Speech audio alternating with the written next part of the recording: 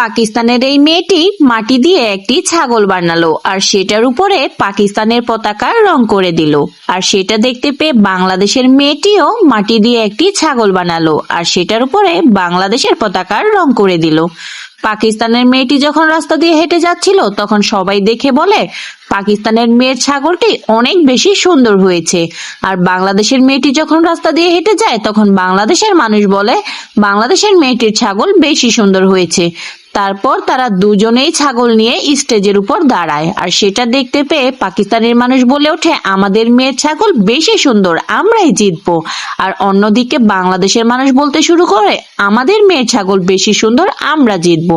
এখন ভোটিং এর মাধ্যমে নির্ধারণ করা হবে বিজয়ী। তোমরা যদি মনে করো পাকিস্তানের ছাগলটি বেশি সুন্দর তাহলে সাবস্ক্রাইব আর কমেন্টে লিখো পাকিস্তান। আর যদি মনে করো বাংলাদেশের মেয়েটির ছাগল বেশি সুন্দর তাহলে সাবস্ক্রাইব আর কমেন্টে লিখো বাংলাদেশ।